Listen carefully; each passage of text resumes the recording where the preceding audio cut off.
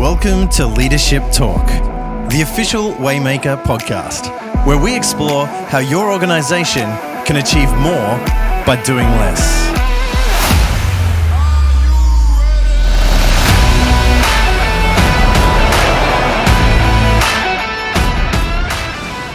Well, welcome to Leadership Talk, the official Waymaker podcast. I'm your host, Craig Hindman, and with me, as always, is CEO and founder of Waymaker, Stuart Leo. Stu, how are you? I'm great, Craig. I'm really good, actually. We've come out of our lockdowns and our shutdowns, and we're back at work. It's exciting. That's awesome. I've just come away from a 5-day photography tour in the Flinders Ranges in South Australia, which was fascinating. That is beautiful.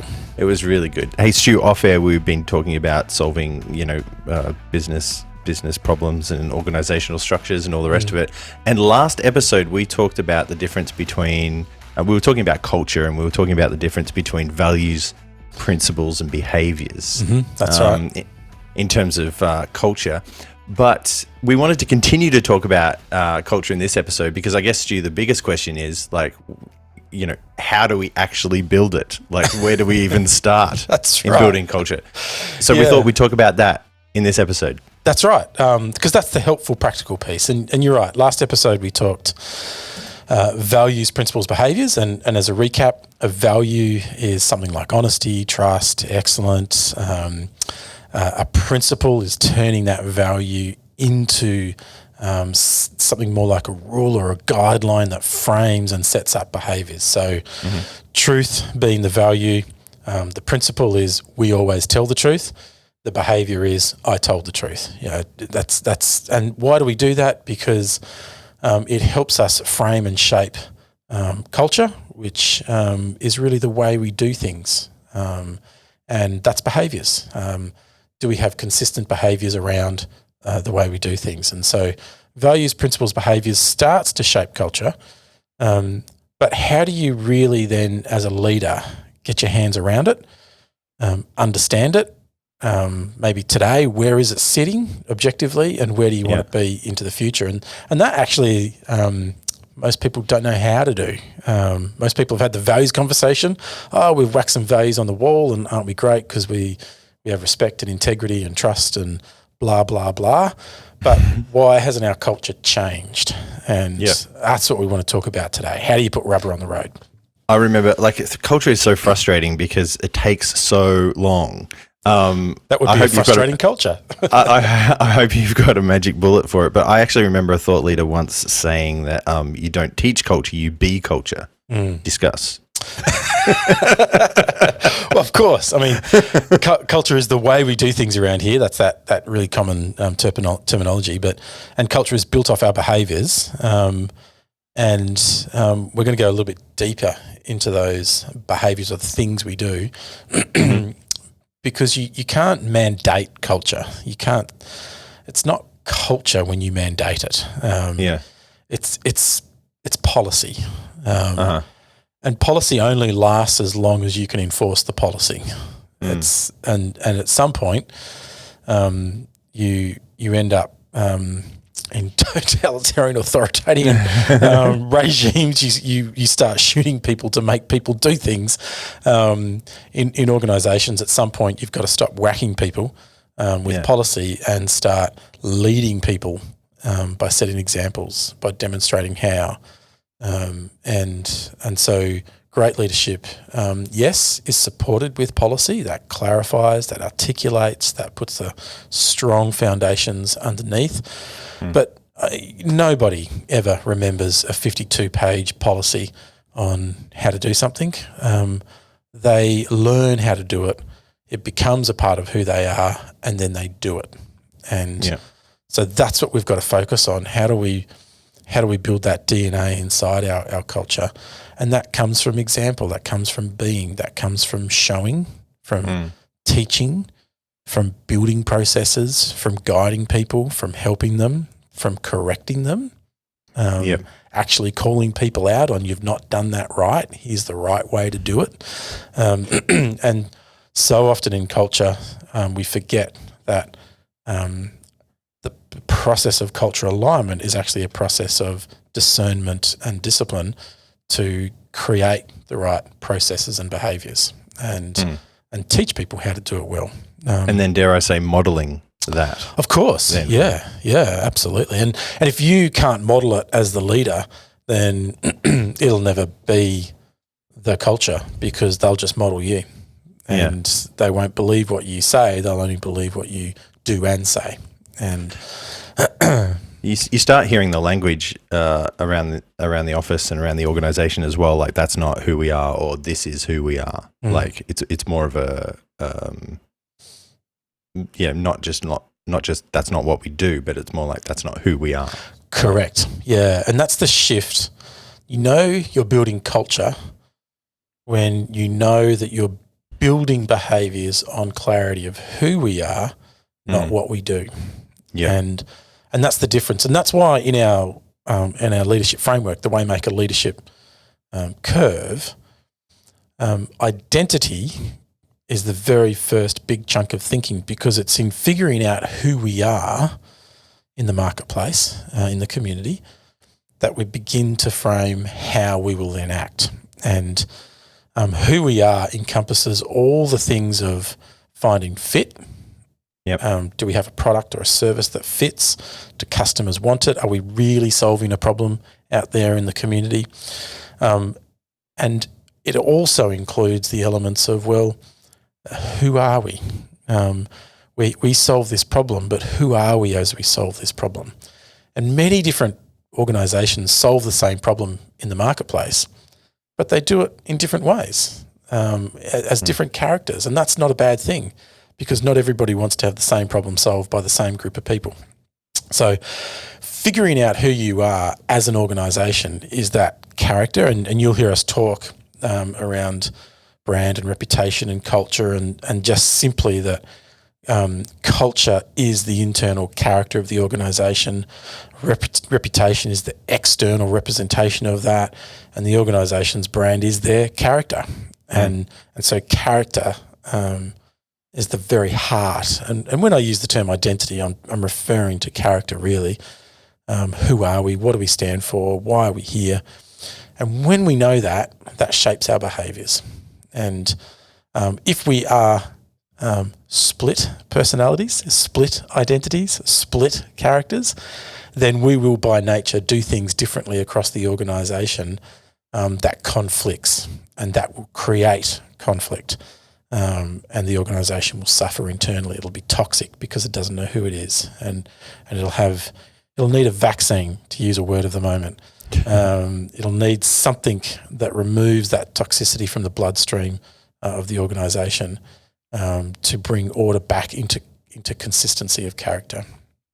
So, Stu, where do we start to actually build culture or transform it? There would actually be two types of organisations maybe that might be in our view here. One's like existing organisations that maybe have an unhealthy culture, and we want to help them shape it in a different way. And then there's the far easier, in quotation marks, a process of actually starting something from scratch, right? And going, okay, well, if we had a blank canvas, how would we build it? Yeah, this is what we would do. So with those two, thoughts in mind, where do we start? Yeah, the biggest problem, certainly I've found, and we've found as Waymaker, is that we tend to know kind of what we want as leaders. Yep. We want people to enjoy coming to work. We want it to be fulfilling. We want them to enjoy their work. We want them to have some fun at work, and we want them to learn and grow. And there's a lot of good things we can typically describe about the kinds of culture we want. But what we often struggle to do is objectify that, to make it concrete. And therefore we struggle to go, well, because I can't make something that's fairly abstract, because I can't make that abstract thing concrete, I can never really get a bearing on where we are today and the gap between where we need to be tomorrow. And it's a bit like sailing a boat. When you've lost your electronic GPS and you can't see the sun or the stars, you can't really go, I don't really know where I am. I don't have longitude and latitude. And because I don't know where I am, I actually can't plot a course to my ideal destination. Yeah. So I think I'll have a crack. Maybe I'll go this way. And that's the pain. That's the problem. What we're going to talk to now is how do we get that first bearing? How can we create an objective lens around our culture? And so we have a really simple framework in the Waymaker toolkit, which is in Waymaker Academy under Culture Shapers. And the first part of this is the lens to bring an objectivity to the subjective, to the abstract. And we dissect a culture through 4 lenses. And those 4 lenses are language. Stories. Symbols, that's right, and currency. Thank you. I was, they were there, just had to get them out. So let me say that again. Language, symbols, stories, and currency. Yeah. And if you use that filter, that framework, which we're going to go into and dissect, you can actually start to objectify the culture. You can put stuff that's going on into buckets, into boxes, and you can work on them. And then you can step back and you can do the classic retrospective questioning process of what should we stop? Yeah. What should we start? And what should we continue? Mm-hmm. And now, if you've answered those questions, you can start setting some goals. You can actually go, we should stop doing this. We've got a goal to stop doing something. That's unusual, a goal to stop doing something. We've got some goals to start doing some things, and we've got some goals to grow and continue some things. And now we can start to put some objectivity, some focus through goal setting into our culture. Is that making sense? Yeah, it is. So let's start with language then. Like if we're going to begin to dissect, let's start with language. Great. I often, because many of our listeners will have not lived through the same organisations that, say, you or I have lived through, and we haven't lived through the same organisations. It's sometimes hard to do this at an organisation level. So let's elevate that up to a country level. I find this is often. Oh, great! Yep. Okay. Yep. Love it. This is a bit easier and a bit of fun. All right. Good. So if we're going to dissect a culture, the way we do things around here, and if we put that country or national lens around this, and we suddenly go, well, language, the way we're Australians, the way Australians speak is definitely not the Queen's English. It's a form of English, but it's not English. The English would look at us and go, oh yeah, those convicts down under, they don't speak properly, and we don't. We have 200 years of culture that has shaped the English language. We say g'day, which is the shortened good day, sir, from the English. We say how you going, and how you going? which is how are you going? How are you going? That's 4 words with no spacing, with no breath. 4 words turned into one. We have these phrases and language. We use language in a way that's different from other cultures, even though it might be on the same construct. And in that language, we convey meaning. And organisations do the same thing. The bigger the organisation gets, the more complex their language actually gets. I've, as an external, sometimes come into an organisation and you sit with the leadership team, and 2 minutes in, as they're giving an update on what's going around the business, you're like, I have no idea what anybody just said. I've just counted 15 3-letter acronyms. Yeah. You're talking in a language and in a way that is entirely foreign to an outsider, but you're using words from the English language. And so language can be a barrier to either building good communication or enhancing good communication. And the way we speak can be one of the ways we look at how we build culture. And so does that make sense? So we're starting to – so you could look at your organisation, an organisation of 3 people, 10 people or 3,000 people. And I challenge you to do this. Sit back in the next meeting or workshop and listen to the language and identify all the isms. That's right. Yeah. I'm going to get in trouble saying this, but I used to work in a corporation that had some great characters and fun people, and we used to play. And I'll leave the names out, but we used to play bingo in some of our meetings, PCGs and workshops, because we would know that certain people would use certain phrases, and they would have a consistent level of 20 phrases. And there's just to keep the meetings interesting. You'd be playing bingo, and all that is a reflection that there's a language in our culture that starts to build. In that same organisation, we had a CEO who was really, and this wasn't even part of our corporate DNA or value sets or anything, but we were in a development organisation that had engineers and urban designers and architects and salespeople and marketers and finance people all around a table designing and developing precincts and communities. And so in that mix of people, there's a lot of personalities. There's a lot of A types, B types, C types. There's a lot of soft people, hard people, people that see things in black and whites, people that see things in colour, people that are just focused on the numbers and the short term, people that are focused on the big ideas. And so it's easy for conflict to appear as you fight for what you want in the product outcome. And so he put this great phrase into the business where he said, we must, as a business, as an organisation, we must argue gracefully. And that's always stuck with me, because he said, you must die in a ditch around the boardroom table to fight for what you believe is right, but you must walk out of that boardroom as friends and colleagues. And the way we're going to do that is we're going to argue gracefully. And he injected some language into the business, big, hairy, bulldog corporate business that said, argue the hell out of what's right, but then have this measure of grace in it so that you play the ball, not the man. Do you remember we did that once, you and I? Did we? We had a bit of a disagreement back. It was decades ago. All right, you better tell me. Right? And then you're like, why don't you need to come over and we'll just sit down, we'll have a whiskey, and we'll argue gracefully.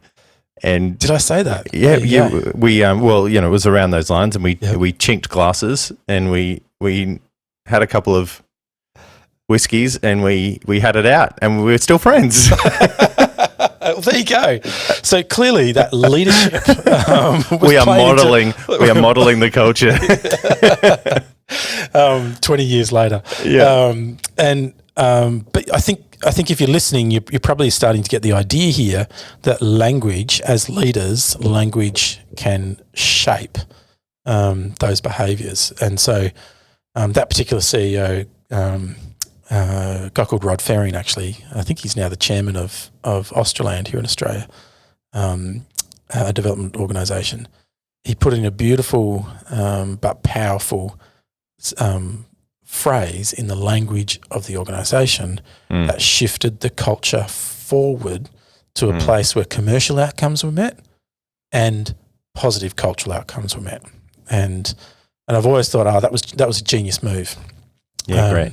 So that's a good example of language. And if we look at, we go back up to those national levels, you compare an Australian to an American to an English person, an English person to a French person, an Australian person to a New Zealander, where we're all talking different languages and phrases that are building our culture, and we have different intonations on those things. Americans are careful. are our friends.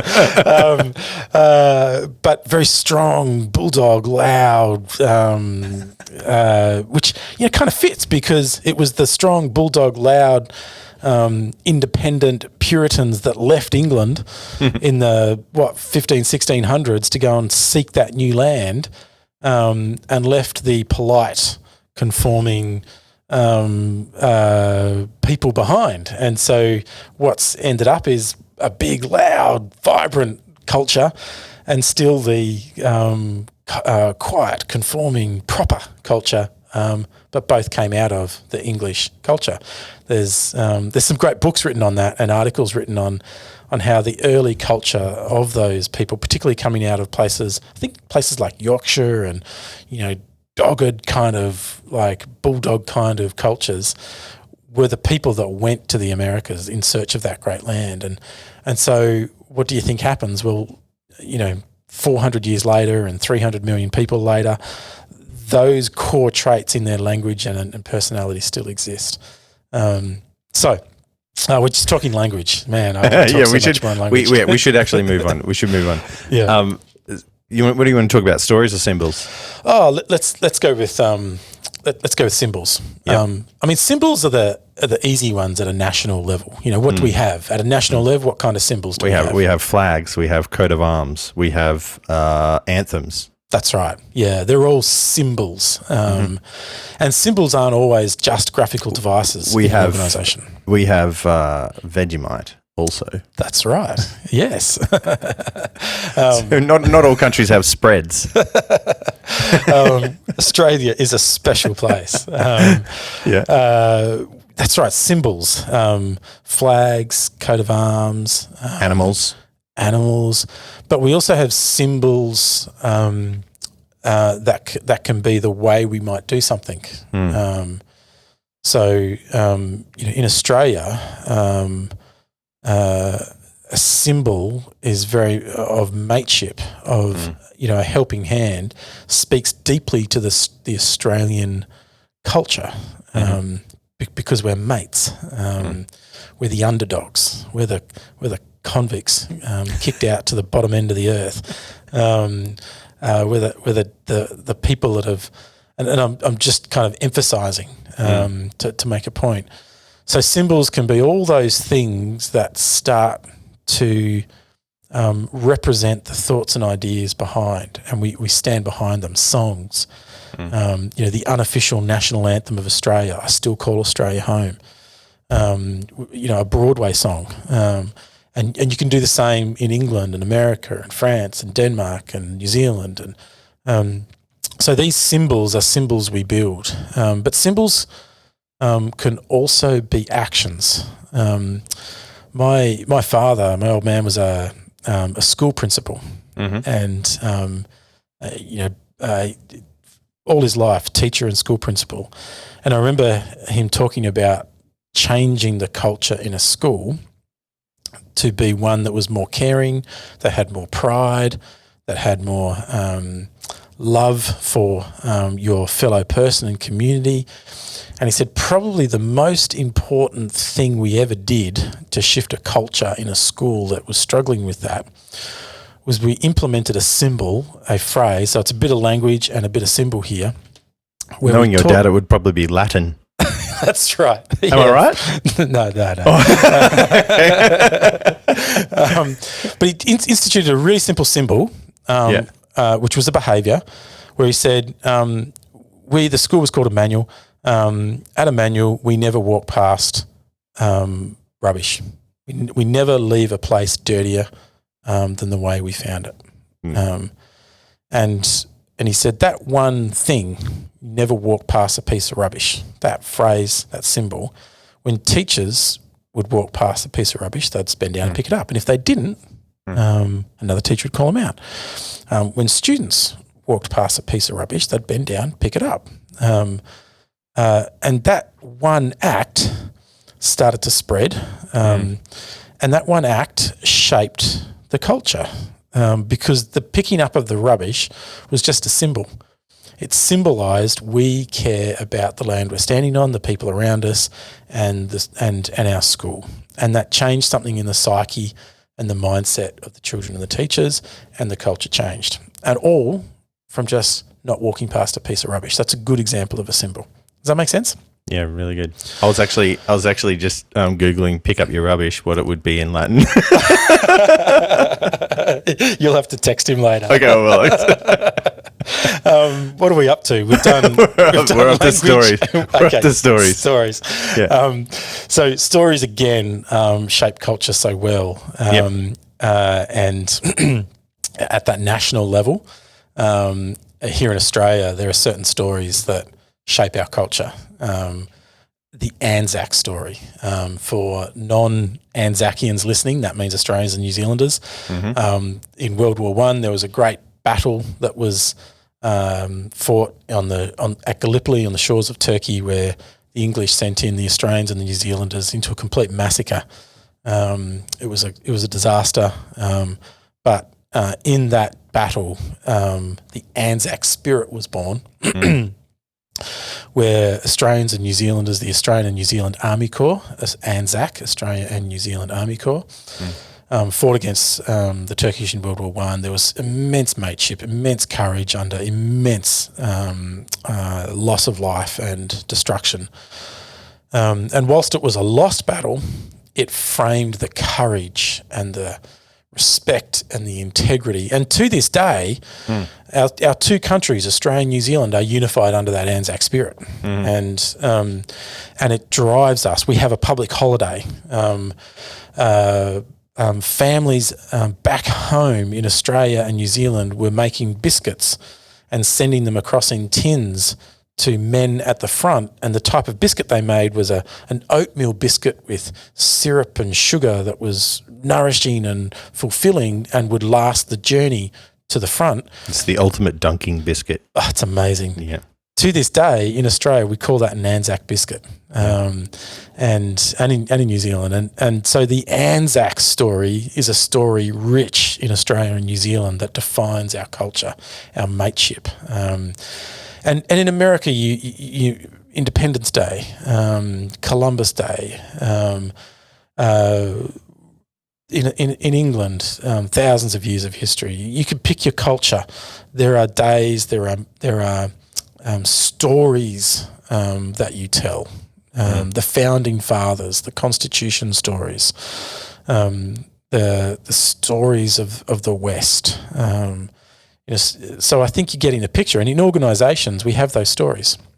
Sometimes it's that moment when we won in the market, when we created the product.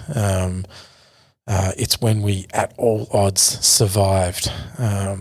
It's the great stories of survival and of accomplishment, of adversity that come through. And sometimes it's the stories that an individual have done, sometimes as a team. And they're the stories we tell that remind new people of who we are and where we've come from. Is it the CEO's responsibility to develop those stories? Absolutely, yeah. Not just the CEO, but if the CEO is not doing it, really nobody else is. Yep. And so you must lead that from the front. You must be a storyteller. I have a client, we should get him on the podcast at some point, works in health and particularly mental health. And he would tell stories. Actually, I'll take a step back. He was really struggling to articulate a vision for his business and his organisation. And months on end, this would go on, really struggling to nail it. And I just remember one Thursday or Friday afternoon working with him in his office, and I was like, let's just forget about this for a moment. Just tell me about your customers. Let's just talk. What are some stories of change?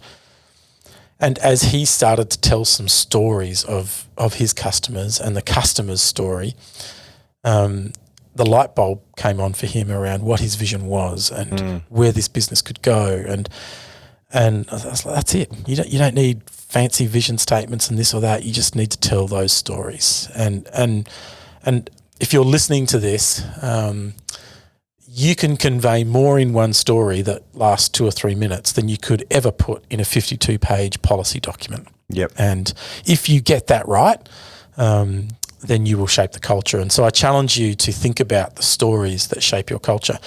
Okay, where are we up to? We should keep moving. We're up to currency. Currency. Okay, well, currency. I want to define currency because at a national context, currency is easy. You know, it's the Aussie dollar, the American dollar, the English pound, the euro. But I want you to think about currency as the way we get things done. What's the currency that gets things done? In a national context, money transacts, things get done. But in culture, it's not always money. In Australia, we have what we call the beer economy. A case of beer can get an awful lot of things done. Yeah. It's the beer economy. And so you have to ask yourself that question, what gets things done in our organisation? And if what gets things done in your organisation is, the email or the text or the phone call from the boss, then you've got a problem. That's not good currency. And so what gets things done? How do we achieve things? And so that's currency. And there can be multiple forms of currency. And so think about that. Would this be akin to basically saying how does our staff and employees feel valued? Is that the question? You could. But I'm really asking the question here, how do we get something done? How do we achieve outcomes? So a currency in a national context, I put $500,000 down, I get a house, or I used to. That gets the job done. How do we get the job done? Do people have to come in waving baseball bats and ranting and raving to get things done? Well, that's probably not good culture. How do we get things done? And so if you answer that question honestly, it's not about valuing staff or employees, it's about how do we achieve. Because as an organisation, if we can't get things done, then we don't deserve a seat at the table. My point there would be that if I feel valued, then I will get things done. Perhaps, right? Yeah. Yep. That's right. So part of getting things done may require you to feel valued. I'm a valued member of the team. Yeah. Absolutely. So getting things done might be actually decentralisation, empowerment, equipping. Hey, Craig, I value you. This thing needs to get done. How are you going to do it? What do you need from me to get it done? That's a very different way of getting things done to, hey, Craig, you're responsible for this outcome. Mate, it was due last week. Get this thing done and get it done yesterday. That's two very different cultures. What's your culture? How do you get things done is the question I'm asking there. So the task here, and I want to bring this to a close because we're running out of time rapidly, the lens we're looking through is a lens of language, symbols, stories, and currency. Language, what do we say? How do we say it? Symbols, how do we depict the thoughts and ideas and the behaviours? Stories, what stories do we tell? Currency, how do we get things done? And you've got to ask the question, you've got to go, today, what does our culture, what does our organisation's culture look like through that lens? Yeah. And then we can move on. Should the ultimate lens look like? Okay, what should we start? What should we stop? What should we continue? And write some goals. Have a goal to go, we should stop this behaviour, we should stop this symbol, we should stop this language, and put it in Waymaker. Write a goal. Define the goal, define the outcomes, and objectively determine if you've met it or not.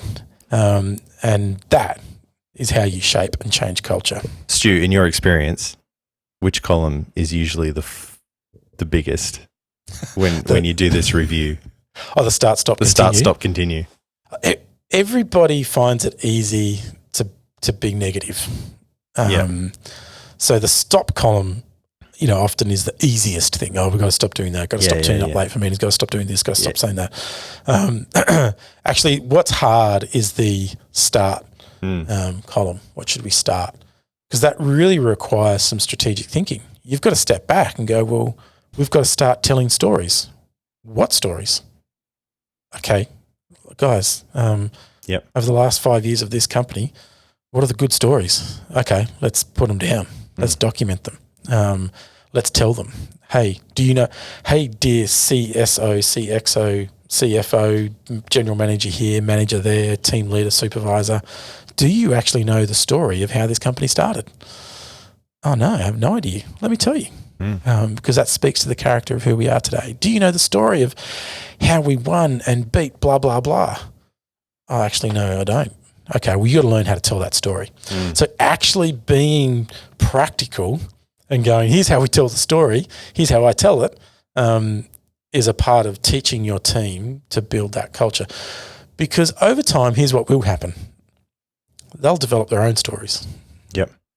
They'll tell their own stories. Yep. Some of those stories will be good for your culture and some of those will be not good for your culture. So yes, there's an element of shaping and going, yeah, that sits in our bucket of culture. Okay, we really should stop there, shouldn't we? No, that's good. So Stu, this framework, you can actually, like, people can actually jump on Waymaker.io and get from the Waymaker Academy, like, now.